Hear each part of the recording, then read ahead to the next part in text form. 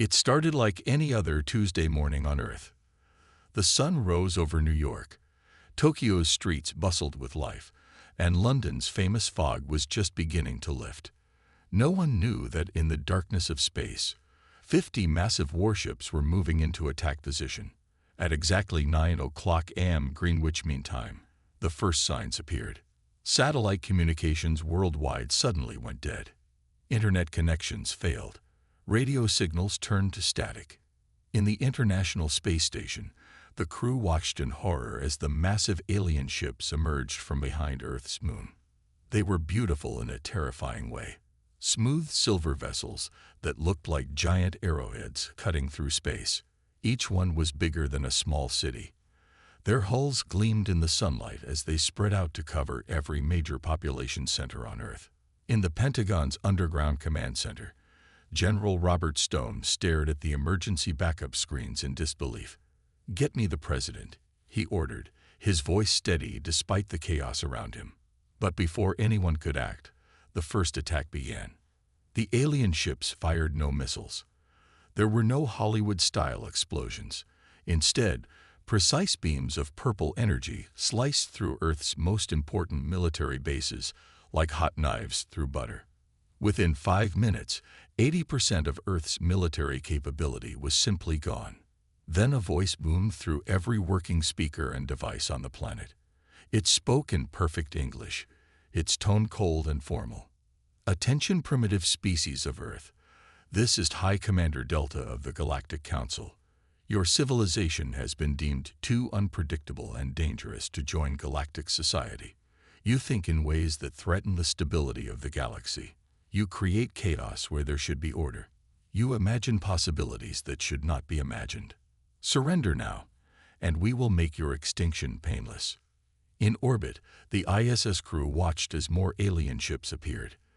These were smaller, clearly designed for landing. They began descending toward Earth's major cities. Back in the Pentagon, General Stone had finally reached the president's emergency bunker. "Mr. President, our options are limited. Most of our forces are destroyed. Our missiles can't lock onto their ships. Our planes are grounded by some kind of energy field." The president's voice was grim but determined. "What do we have left, Robert?" "Sir, we still have our underground bases. Bunkers they don't know about. The deep-sea facilities. And most importantly, we have our people." Meanwhile, in a small research lab in Nevada, Dr. Jack Wilson was frantically copying data from his quantum computing project onto portable drives. His hands shook as he worked, but his mind was racing with possibilities. The aliens' technology was advanced, yes, but something about their attack patterns seemed strangely limited, predictable, almost as if they could only think in straight lines. Across the world, others were noticing the same thing. The aliens were incredibly powerful, but they only attacked obvious military targets. They ignored power plants, research facilities, and industrial centers, targets that any human strategist would consider crucial. In London's underground bunker, military intelligence officer Emma White was already putting the pieces together. "They're not trying to destroy us," she muttered, scanning through attack pattern data. "They're trying to follow a textbook, but they're using a textbook that doesn't understand human nature."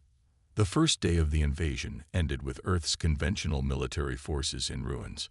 The alien ships hung in the sky like silver swords of Damocles, waiting for humanity's surrender. They had destroyed every major military base, every obvious weapon, every clear threat. But they had made 3 crucial mistakes. First, they had announced their fear of human unpredictability, revealing their own weakness.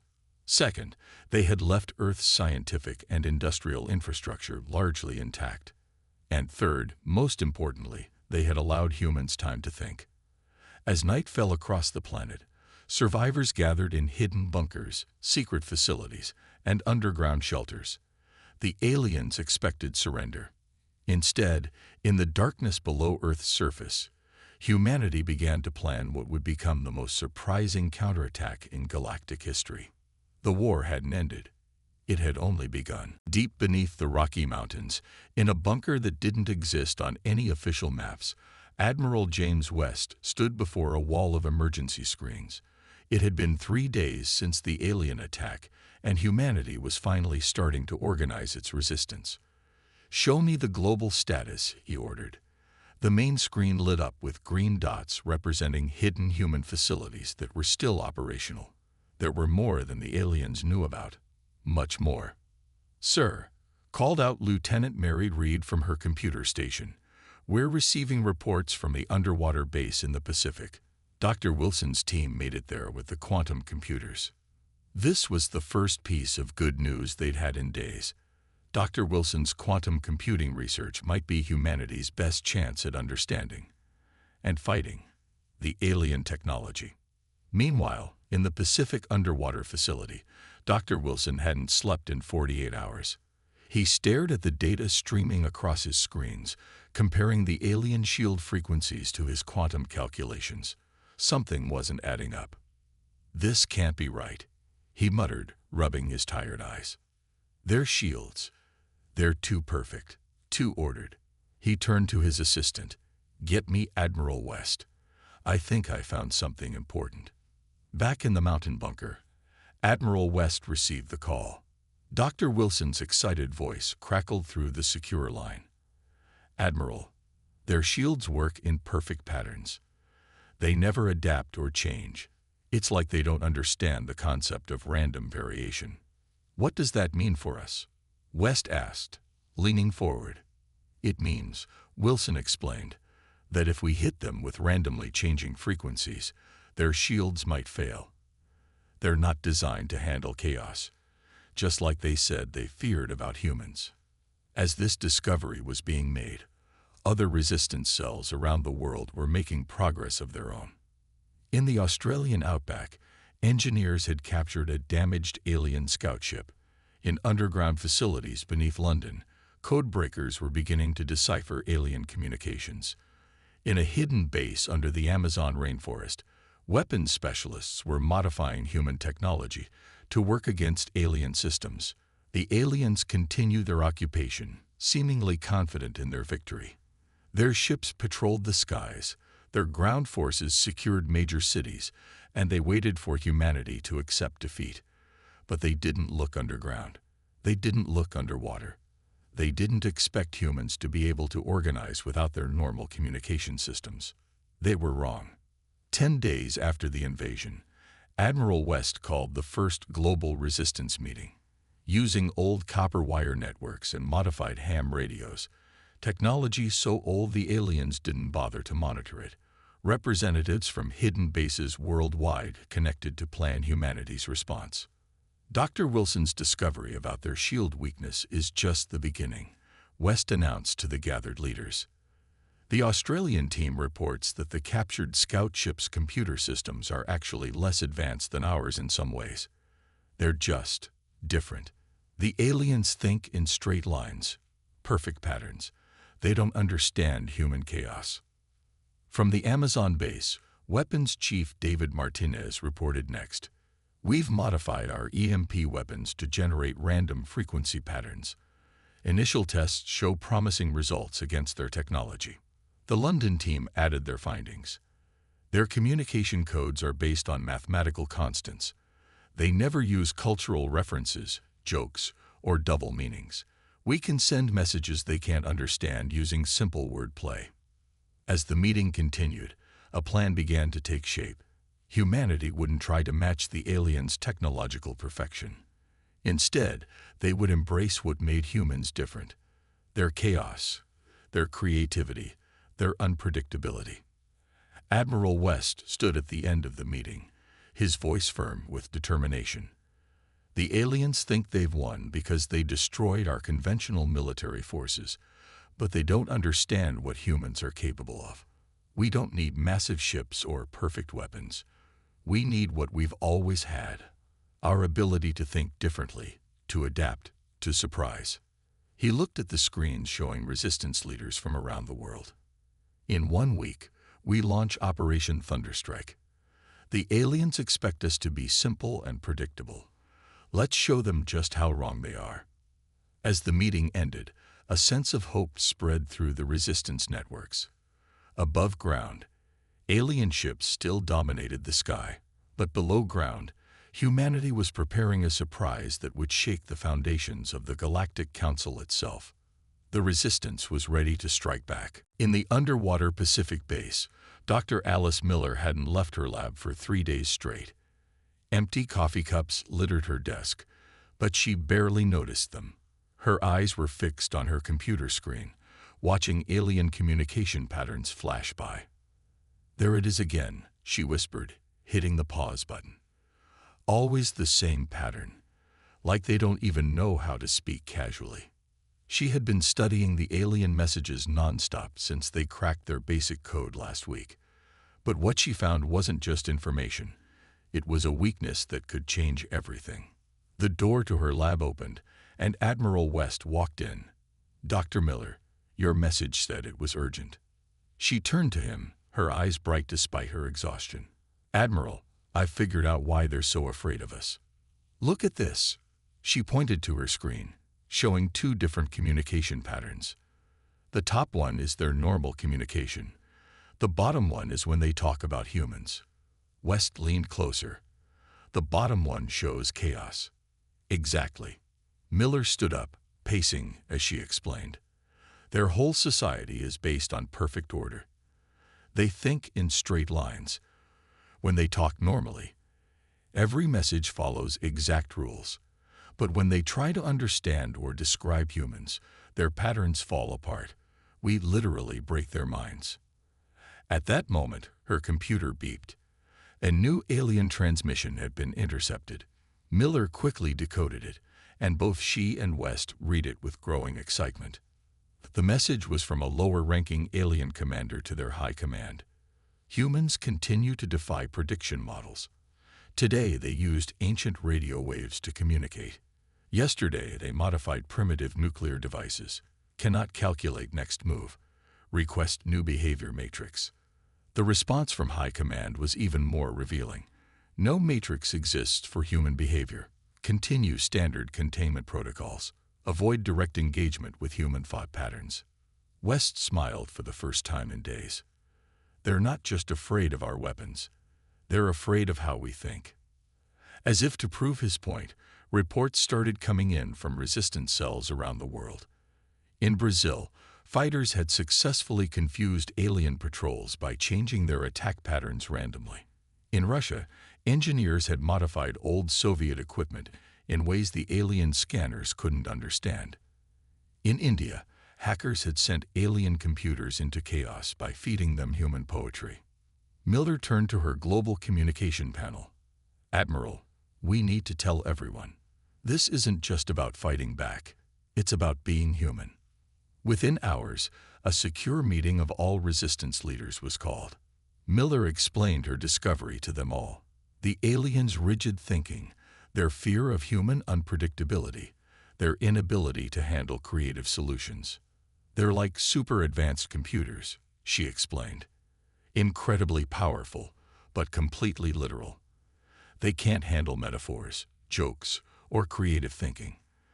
That's why they attacked us. We're the first species they've met who thinks outside their perfect patterns." The resistance leaders quickly understood what this meant. They began sharing stories of successful attacks.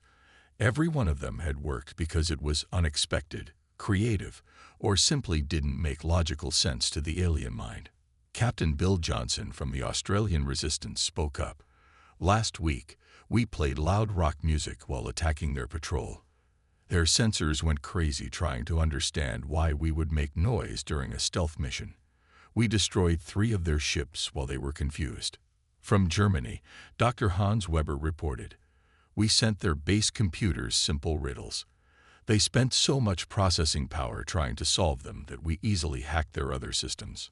Admiral West stood up, addressing all the resistance leaders.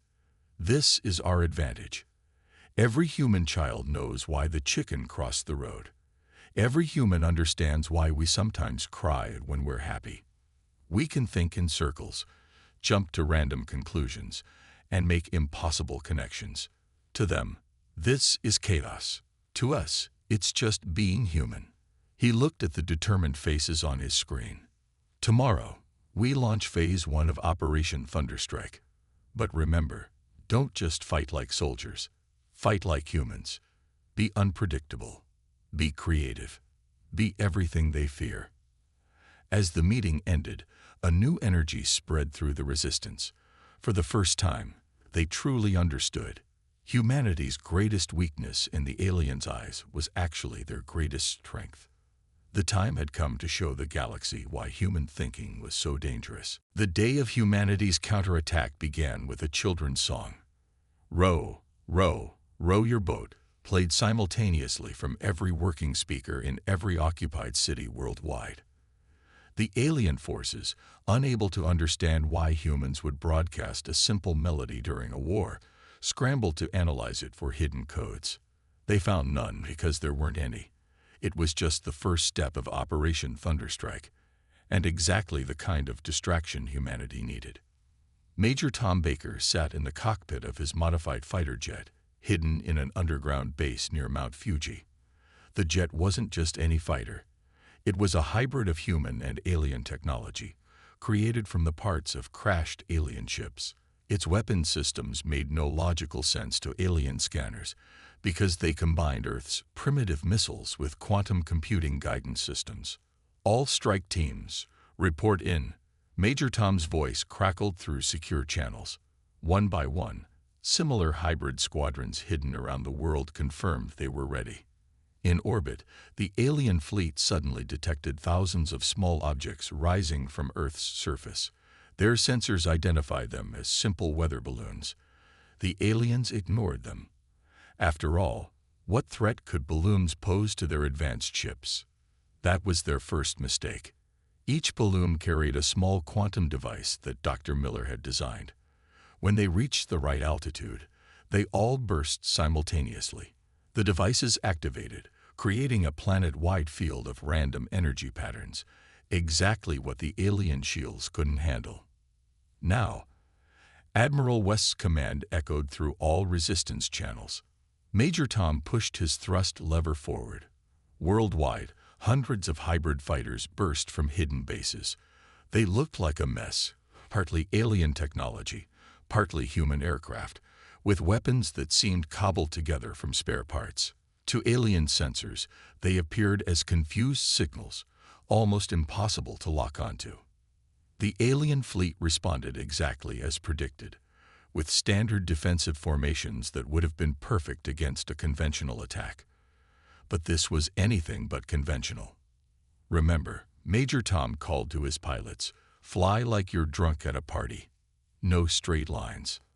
The hybrid fighters swooped and rolled in chaotic patterns. They fired weapons that shouldn't have worked, nuclear-tipped missiles guided by quantum computers, EMP bursts modulated by human brainwave patterns, and simple kinetic weapons that moved in mathematically impossible ways. In the Pacific underwater base, Dr. Miller watched the battle through satellite feeds.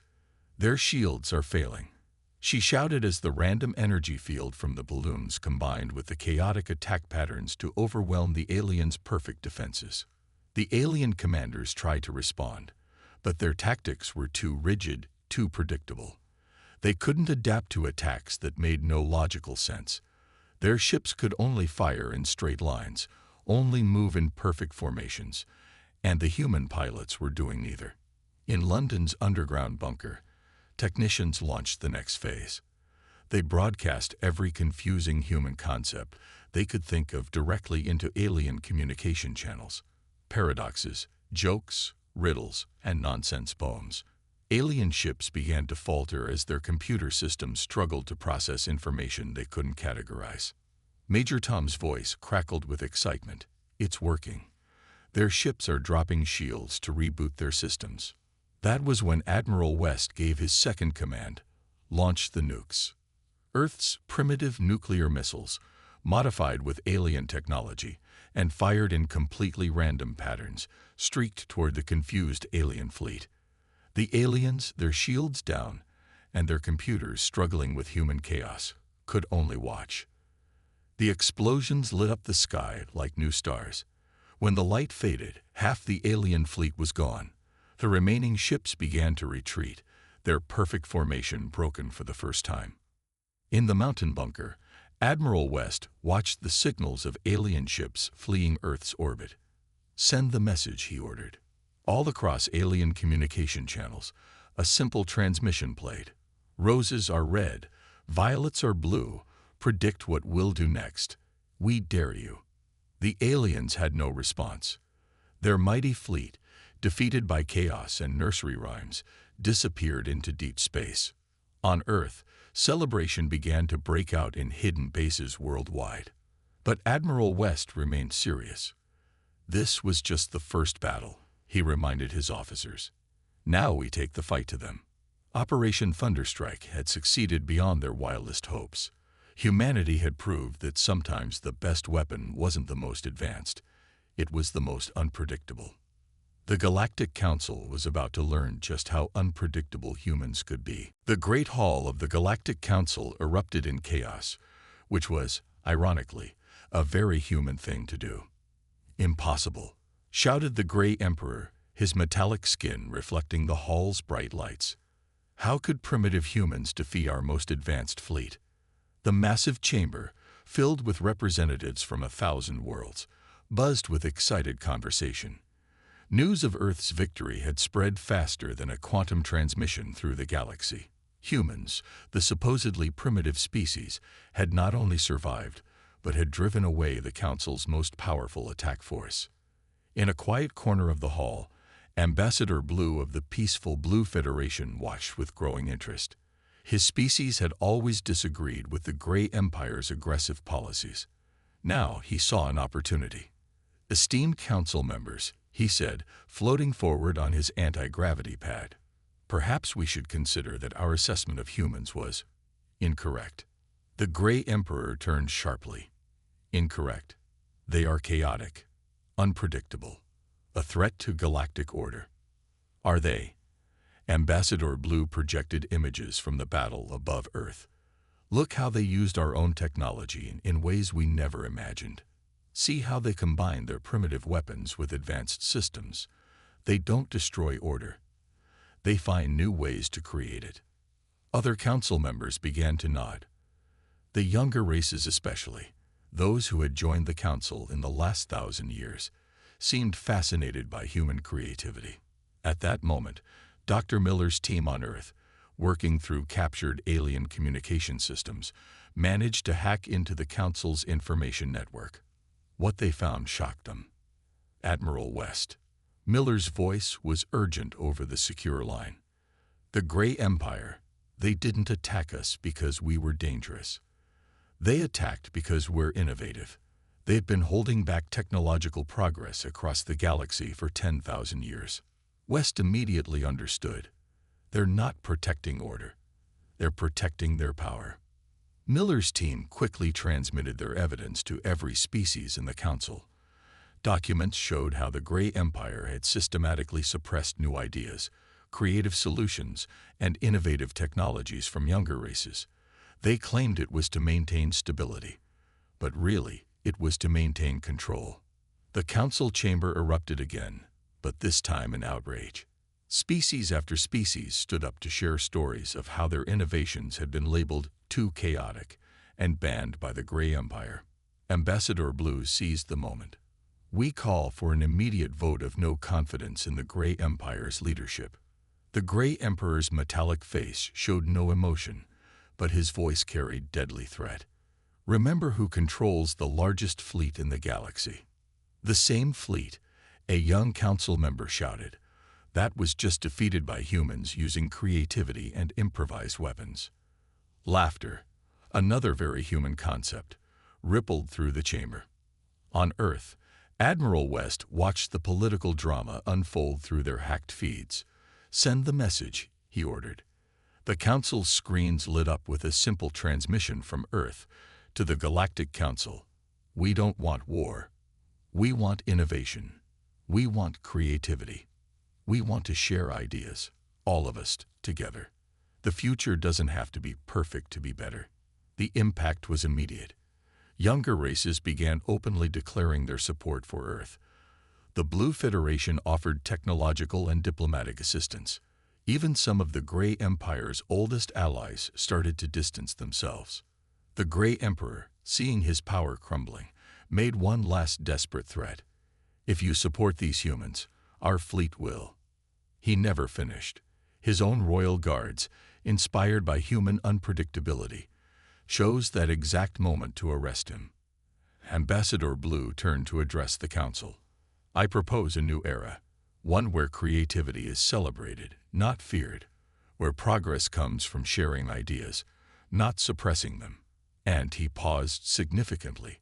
"One where humanity is welcomed as a full council member." The vote was nearly unanimous. Back on Earth, Admiral West received the news with a small smile. "Send a message to all resistance cells," he ordered. "Tell them Phase 2 is complete. But stay ready. We're not done showing the galaxy what humans can do." Humanity hadn't just won a war. They had sparked a revolution in how the galaxy thought about progress itself. And they were just getting started. Even with the Grey Emperor arrested, his loyal fleet commanders refused to surrender. They retreated to their fortress world, Greystone, taking with them enough firepower to threaten the entire galaxy. "If we can't rule the galaxy," their message boomed across all channels, "we will burn it."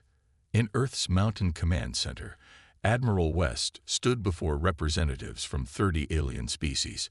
It was the first time humans had hosted a galactic military council, and they did it in a bunker. "The Grey Fleet has better ships, stronger weapons, and more advanced technology," West said, pointing to the holographic display. "But we have something they'll never understand: human chaos." Ambassador Blue floated forward.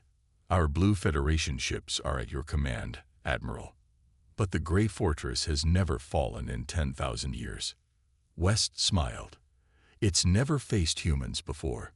He turned to Dr. Miller. "Show them the plan." Miller stepped up and played a video of children playing basketball. The alien representatives watched, confused. "Notice how the players fake one way, then go another," Miller explained. "In sports, we call this a head fake. The Grey Empire expects a direct attack. So we'll give them exactly what they don't expect." The plan was pure human thinking. While the combined fleet of Earth and friendly aliens would attack the fortress head-on, appearing to follow conventional military logic, the real strike would come from an unexpected direction. Major Tom's voice crackled over the comm.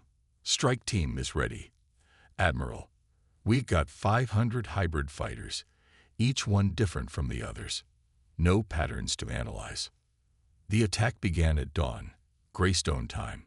The combined fleet jumped into the system in perfect military formation, exactly what the Grey commanders expected. Their fortress defenses activated, ready to repel a conventional assault. That's when the humans went full chaos. The perfect fleet formation suddenly broke apart like a smashed mirror. Ships flew in random patterns that made no tactical sense. Some flew backwards. Others spun in spirals. A few seemed to be drawing giant smiley faces in space. The Grey commanders' tactical computers nearly crashed trying to predict movement patterns that had no logic. But this was just the distraction. Behind the chaos, Major Tom led his hybrid fighters through a debris field the Grey Empire had ignored. Their sensors couldn't track the fighters because each one gave off a different signature. Some looked like space rocks. Others appeared as radiation bursts. One clever pilot had made his ship register as a coffee machine. "Remember," Tom radioed to his squadron, "fly weird." The Grey commanders were so focused on the chaotic main fleet that they didn't notice the real threat until it was too late. Major Tom's fighters emerged from the debris field directly behind the fortress's main power generators. "Time to show them some Earth magic," Tom said. "Launch the special package." Each fighter released what looked like simple metal boxes. The Grey scanners dismissed them as debris. But inside each box was a combination of Earth's primitive nuclear weapons and alien quantum technology, programmed with random detonation patterns. When they exploded, they didn't just destroy the generators. They created a cascade of chaos through the fortress's perfect systems. Backup power tried to activate in logical sequences, but the random energy patterns disrupted everything.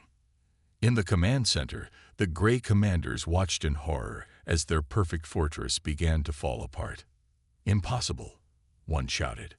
"They're not following any known tactical doctrine." "Surrender," Admiral West's voice boomed through their computers, "or we'll start telling you human jokes."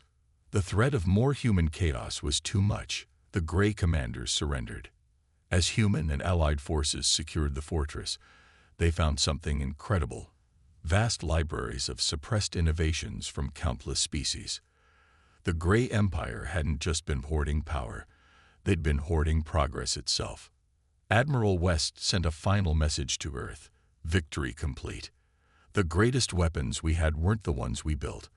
They were creativity, unpredictability, and the human ability to think in ways that break all the rules. The fortress that had stood for 10,000 years had fallen to human chaos in less than a day. And with its fall, the galaxy was about to change forever. 1 month after the fall of Greystone Fortress, the Grand Hall of the Galactic Council looked very different. Gone were the rigid seating arrangements and the strict hierarchy. Now, representatives from all species mixed freely, sharing ideas and discussing possibilities. At the center of it all stood Admiral West and Dr. Miller, the first humans to address the full council. Behind them, a simple Earth flag hung beside the complex symbols of 1,000 alien civilizations. The Grey Empire believed that order meant control. West began, his voice carrying to every corner of the vast chamber. They forgot that the universe itself is built on a balance of order and chaos. Dr. Miller stepped forward, activating a holographic display. In the fortress archives, we found 10,000 years of suppressed innovations. Medical cures, clean energy systems, faster-than-light drive improvements, all hidden because they came from unpredictable thinking. Ambassador Blue, now serving as the Council's interim leader, floated forward. "Thanks to humanity's victory, we are already seeing changes. 300 young species have submitted new technological innovations this month alone." It seems everyone was hiding their creativity, afraid of being labeled too chaotic. The changes weren't just technological. Across the galaxy, societies were embracing new ways of thinking. Alien children were learning Earth games, discovering the joy of unpredictable play. Alien scientists were studying human art, music, and literature, amazed by how creativity could bring people together instead of creating disorder. In the council chamber's viewing gallery, Major Tom watched with pride as Admiral West continued his speech. "Earth doesn't want to rule the galaxy," West said. "We want to explore it, learn from it, share with it. Every species has something unique to offer." The Grey Empire's mistake was thinking that differences were dangerous. "We believe differences make us stronger." The council erupted in applause, another human custom they had quickly grown to enjoy. The new laws were passed unanimously. All peaceful species had the right to develop their own unique technologies. Creative thinking and innovation would be encouraged, not suppressed. No single empire could control the council. Earth would lead a new department of innovation and cultural exchange. But the biggest change was in how the galaxy viewed chaos and order. They learned that progress needed both, the stability to build upon and the creativity to imagine new possibilities. Back on Earth, humanity was changing too. Alien technology helped clean up pollution, cure diseases, and explore the stars. But the aliens weren't just giving, they were receiving. Earth's art, music, sports, and endless creativity spread through the galaxy like wildfire. In New York, the first interstellar cultural center opened its doors. Alien children learned to play baseball while human children learned alien mathematics. In Tokyo, human and alien chefs created entirely new forms of cuisine. In Lagos, alien musicians discovered Earth's rhythms, creating sounds never heard before in the galaxy. Dr. Miller, standing at her lab window overlooking the Pacific, received the final report from the fortress archives. "Admiral," she called West excitedly, You need to see this. The Grey Empire wasn't the first to rule a council. 10 million years ago, there was another species that believed in the power of creative chaos. They disappeared, but they left a message. She played the ancient recording. Its words made them both smile. To those who find this, the galaxy needs both order and chaos, logic and creativity, patterns and possibilities. When you find the species that understands this, share this message. Welcome to the stars, younger siblings. We've been waiting for you. Admiral West looked out at the sunset reflecting on the ocean. They weren't waiting for a perfect species, he said. They were waiting for an unpredictable one. In orbit above Earth, ships from 100 worlds moved in a beautiful dance of order and chaos. Some followed perfect patterns, others flew wild and free. And together, they created something entirely new. Just like humanity had done every day since they first looked up at the stars and imagined what might be possible. The age of rigid perfection was over. The age of creative chaos had begun.